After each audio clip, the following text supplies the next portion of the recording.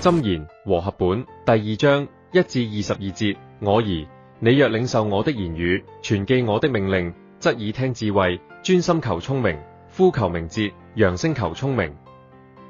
尋找他如尋找銀子，搜求他如搜求隱藏的珍寶，你就明白敬畏耶和華，得以認識神。因為耶和華賜人智慧，知識和聰明都由他口而出。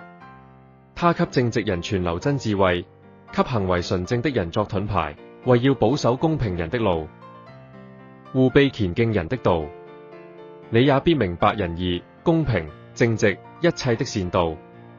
智慧必入你心，你的靈要以知識為美。謀略必護衛你，聰明必保守你。要救你脫離惡道，或逆惡人的道，脫離說乖謬話的人。那等人捨棄正直的路，行走黑暗的道，歡喜作惡，喜愛惡人的乖僻。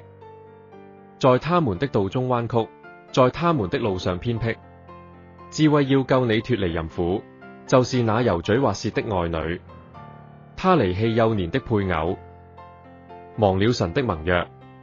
他的家陷入死地，他的路偏向陰間。凡到他那裏去的，不得轉回，也得不着生命的路。智慧必使你行善人的道，守義人的路。正直人必在世上居住，完全人必在地上存留。唯有惡人必然剪除，奸詐的必然拔出。